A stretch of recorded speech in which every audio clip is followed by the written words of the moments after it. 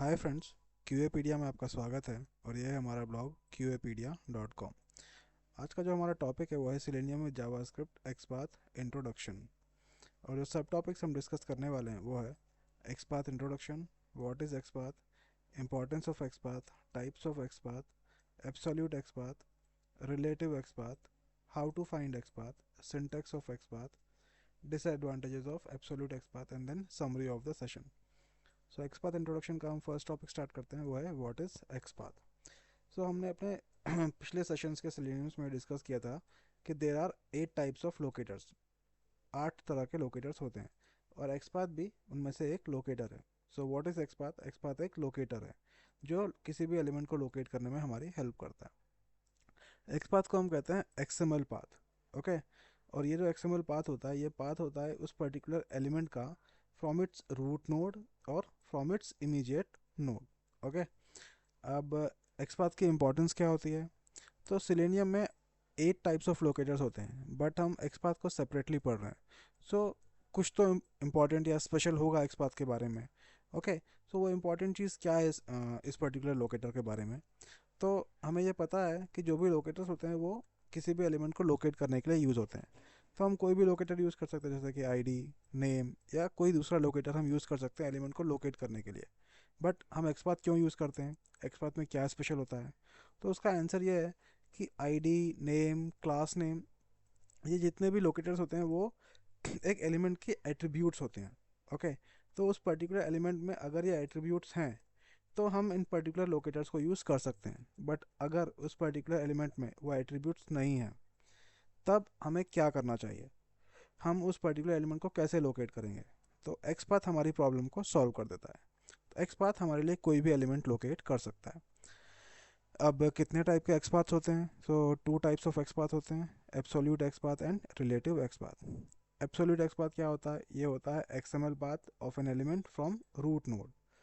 और XML absolute XPath हमेशा forward single slash से स्टार्ट होता है, something like this. Relative XPath क्या होता है? ये भी एक्सएमएल पाथ होता है बट ये एलिमेंट का वो एक्सएमएल पाथ होता है जो middle of the HTML DOM से होता है या फिर इमीडिएट नोड से होता है। और ये हमेशा स्टार्ट होता है फॉरवर्ड डबल स्लैश से, something like this. Relative XPath को हम डायनामिक एक्सपाथ भी बोलते हैं। एक्सपाथ कैसे फाइंड करते हैं? अब अगर हमें किसी भी एलिमेंट का एक्सपाथ फाइंड आउट करना है तो उसके लिए हमें क्या करना पड़ेगा? हमें उस पर्टिकुलर एलिमेंट को इंस्पेक्ट करना पड़ेगा। हम एलिमेंट को इंस्पेक्ट कैसे करते हैं? उस पर्टिकुलर एलिमेंट पर राइट क्लिक करना पड़ेगा और उसके बाद इंस्पेक्ट पे क्लिक करना पड़ेगा। तो हम जब ऐसा करते हैं तो हमें उस पर्टिकुलर एलिमेंट की HTML डोम दिख जाती है, HTML डोम। और वो HTML डोम जो है कंसोल में हाईलाइट हो जाती है। उसके बाद हमें क्या करना होता है? Ctrl+F प्रेस करना होता है और फिर उस पर्टिकुलर एलिमेंट का एक्सपाथ लिखना होता है। हम इसमें एब्सोल्यूट या रिलेटिव एक्सपाथ कुछ भी लिख सकते हैं। अब हम एक काम करते हैं, हमारी डमी ई कॉमर्स वेबसाइट पे जाते हैं और किसी भी एलिमेंट को इंस्पेक्ट करते हैं और उसके बाद उसकी HTML डॉम को देखते हैं। सो ये हमारा एलिमेंट है। इसके ऊपर राइट क्लिक करके जब हम इस पर इंस्पेक्ट करेंगे तो हमें इसका HTML डॉम दिख जाता है। यहाँ से पूरा HTML डॉम हमें इसका दिख जाता है। ये है इसका HTML डॉम। अब अगर हम इस पर्टिकुलर एलिमेंट को का XML पाथ फॉलो करेंगे इसके रूट नोड तक तो हमें क्या मिल जाएगा? एब्सोल्यूट एक्सपाथ मिल जाएगा। और अगर हम इस पर्टिकुलर एलिमेंट को के एक्सपाथ को अपवर्ड डायरेक्शन में to its immediate node follow करेंगे तो हमें रिलेटिव एक्सपाथ मिल जाएगा। हम एक काम करते हैं कि इस पर्टिकुलर एलिमेंट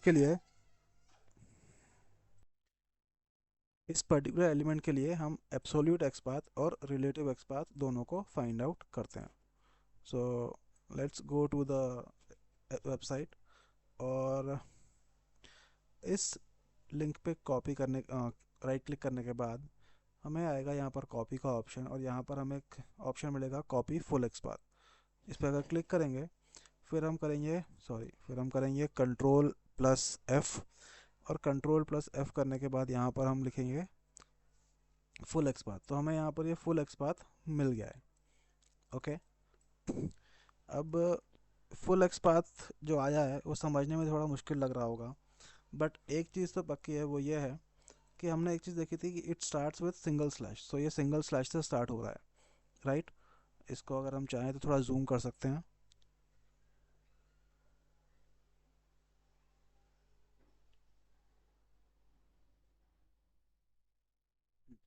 तो यहाँ पर हमें ये दिख रहा है कि ये सिंगल स्लैश से स्टार्ट हो रहा है, राइट।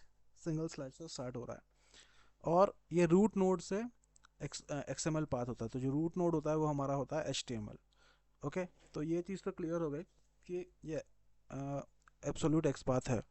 सो ये कैसे लिखा है, क्या लिखा है, वो अभी हम अपने एक बार देखेंगे।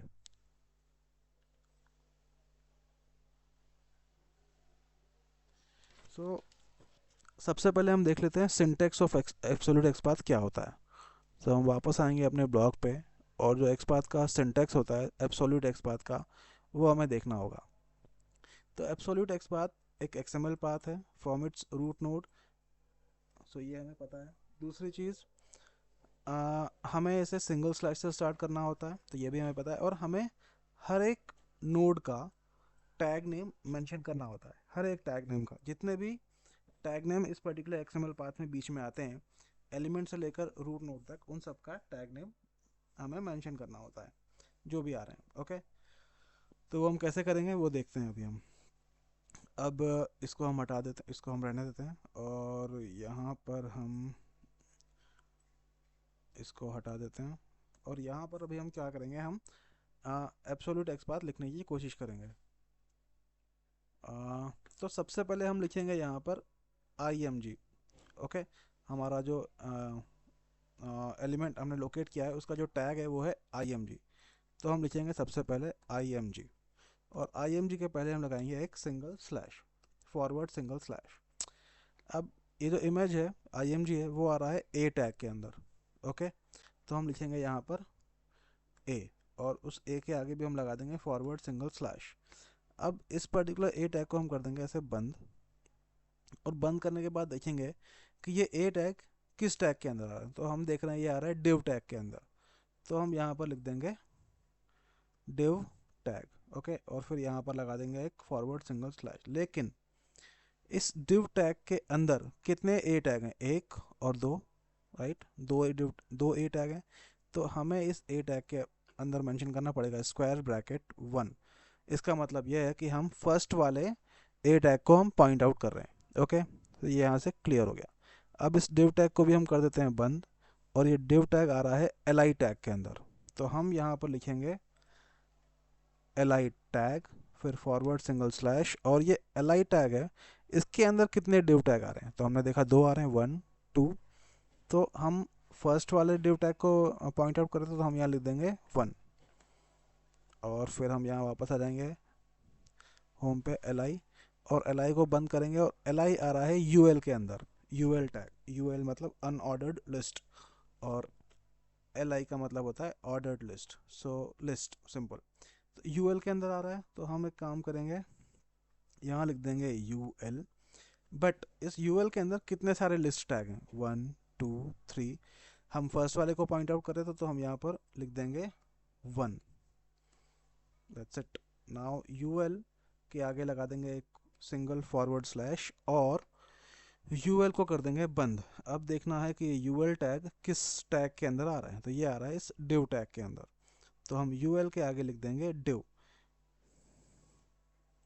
ul के आगे लिख देंगे हम div, और फिर यहाँ लगा देंगे फॉरवर्ड सिंगल स्लैश, और इस div टैग के अंदर कितने ul है, एक ही ul है, तो यहाँ पर कुछ भी मेंशन करने की ज़रूरत नहीं है, क्लोज। अब ये div टैग आ रहा है मेन टैग के अंदर, तो हम एक काम करेंगे, यहाँ लिख देंगे मेन, सॉरी मेन टैग, और उसके बाद सिंगल स्लैश, और फिर इस मेन टैग को हम कर देंगे क्लोज। या फिर यह मेन टैग क्लोज करने के बाद इस मेन टैग के अंदर भी कोई और div टैग नहीं आ रहा है। ये जो मेन टैग है ये इस div टैग के अंदर आ रहा है, तो हम एक काम करेंगे, हम इस मेन के पहले लिख देंगे div टैग, और फिर एक फॉरवर्ड सिंगल स्लैश, और फिर हम इस div टैग को कर देंगे बंद। फिर इस अब देखेंगे ये div टैग किसके अंदर आ रहा है, ये आ रहा है इस div टैग के अंदर, तो एक और div टैग लिखना पड़ेगा हमें। तो वहाँ हम लिख देंगे div अब इसको हम कर देंगे क्लोज, और ये div टैग किसके अंदर आ रहा है, ये div टैग आ रहा है इस पर्टिकुलर div टैग के अंदर, तो फिर हमें एक और div टैग लिखना पड़ेगा। वो हमने लिख दिया, फिर लगाएंगे फॉरवर्ड सिंगल स्लैश और इसको कर देंगे क्लोज। अब देखना ये है कि ये div टैग आ रहा है इस div टैग के अंदर। ओके, तो हम लिखेंगे, सॉरी, हम लिखेंगे एक और div टैग, हम लिखेंगे एक और div टैग, पर ये वाला div टैग लिखा हमने, पर इस div टैग के अंदर बहुत सारे div टैग हैं, दो div टैग हैं, और हम पॉइंट करते हैं सेकंड वाले के ऊपर, तो यहाँ पर हम लगा देंगे 2। ओके, अब लगा देंगे फॉरवर्ड सिंगल स्लैश और इस div टैग को भी करेंगे बंद, और ये div टैग आ रहा है बॉडी के अंदर, तो हम यहाँ पर लिखेंगे बॉडी, बॉडी, और फिर यहाँ आने के बाद एक लगाएंगे फॉरवर्ड सिंगल स्लैश, और ये बॉडी आ रही है HTML टैग के अंदर, तो हम यहाँ पर लिख देंगे HTML। नाउ अगर आप वेबसाइट पे जाओ और इस पर्टिकुलर एब्सोल्यूट एक्सपाथ को देखो और हमारे वाले एब्सोल्यूट एक्सपाथ को देखो, तो इसमें कोई भी डिफरेंस नज़र नहीं आएगा। हाँ, ये एक डिफरेंस है कि यहाँ पर हमने यहाँ पर हमने div टैग में ये नहीं लगाया, फर्स्ट वाला div टैग, ये गड़बड़ किया है। क्योंकि इस बॉडी के अंदर बहुत सारे div टैग आ रहे थे, तो हमको मेंशन करना पड़ेगा कि हम फर्स्ट वाले div टैग को पॉइंट आउट कर रहे हैं। सो अगर आप इसको ध्यान से देखो, इस पर्टिकुलर एब्सोल्यूट एक्सपाथ को और इस एब्सोल्यूट एक्सपाथ को, तो इस सेम है। इसको हम अगर चाहें तो स्क्रॉल जूम कर सकते हैं।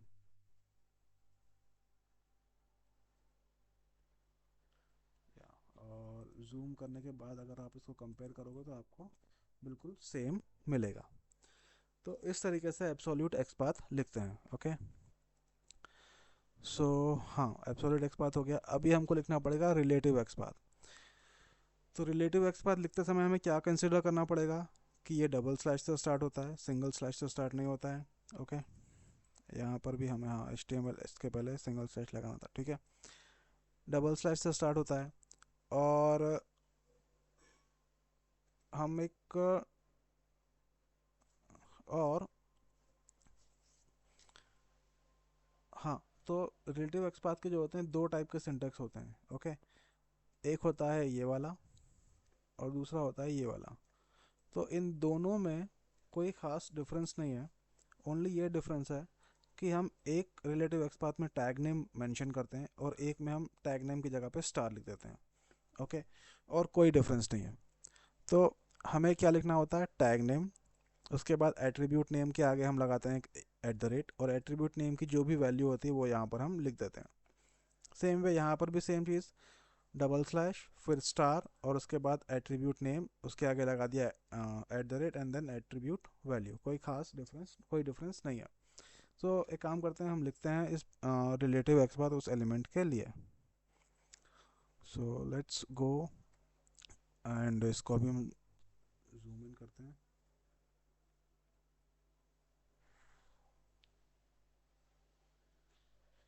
ओके, अभी इसको हमने किया इंस्पेक्ट, और इंस्पेक्ट करने के बाद हम क्या करेंगे कि इसके इमीडिएट नोड के पहले, इमीडिएट नोड मतलब ये वाला, तो वो क्या है, अपना ए टैग है। तो हम क्या करेंगे, हम यहाँ पर डबल स्लैश फिर लिखेंगे ए। हमने लिखा था टैग नेम लिखना होता है, टैग नेम फिर एक स्क्वायर ब्रैकेट, तो हम लिखेंगे यहाँ पर स्क्वायर ब्रैकेट क्लोज, और फिर लिखेंगे @ सो एट्रीब्यूट नेम, सो एट्रीब्यूट नेम है क्लास।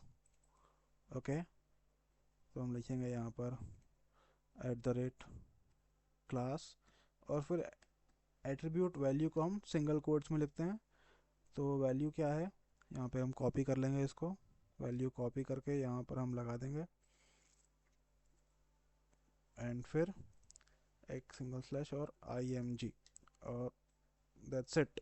ये हो गया हमारा रिलेटिव एक्सपाथ। तो इस पर्टिकुलर रिलेटिव एक्सपाथ की हेल्प से हम इस एलिमेंट को लोकेट कर पा रहे हैं। एक प्रॉब्लम यह है कि ये 1 of 12 मतलब 12 एलिमेंट्स को फाइंड कर रहा है, मतलब ये जो रिलेटिव एक्स पाथ है ये यूनिक नहीं है। तो यूनिक रिलेटिव एक्स पाथ कैसे फाइंड करते हैं वो हम अपने आगे वाले आने वाले सेशंस में देखेंगे। बट फॉर नाउ हम ये देख सकते हैं कि हम रिलेटिव एक्स पाथ को इस तरीके से लिख सकते हैं। अब हमने यहाँ पर टैग नेम मेंशन किया है ए। अगर हम दूसरा वाला सिंटेक्स देखें तो उसमें हम स्टार मेंशन करते हैं, तो हम यहाँ पर स्टार मेंशन करके देखते हैं। स्टार मेंशन करने पर भी ये एलिमेंट्स को लोकेट कर रहा है। तो अभी जो रिलेटिव एक्स पाथ है उसके सिंटेक्स में जो बातें हमें ध्यान रखनी चाहिए वो क्या होती हैं कि हमेशा डबल स्लैश से स्टार्ट करना चाहिए। फर्स्ट वाले एक्स पाथ में हमने टैग नेम मेंशन किया है, तो एक selective type of element he select होंगे। लाइक ए टैग मेंशन किया तो लिंक, अगर सिलेक्ट टैग मेंशन किया तो ड्रॉप डाउन हाईलाइट होते हैं, अगर हम इनपुट टैग में लिखते हैं तो इनपुट फील्ड हाईलाइट होंगी। जो सेकंड एक्स पाथ है उसमें हमने मेंशन किया है स्टार, तो ये क्या करेगा, ये ऑल टाइप ऑफ एलिमेंट्स को हाईलाइट करता है। उसके बाद हमने एट्रीब्यूट नेम के आगे एट द रेट लगाया है, तो ये कंपलसरी है, ये हमें लगाना ही पड़ता है। और एट्रीब्यूट नेम क्या होती है, एट्रीब्यूट वैल्यू क्या होती है, ये हमने हमारे प्रीवियस सेशंस में डिस्कस कर ही लिया था।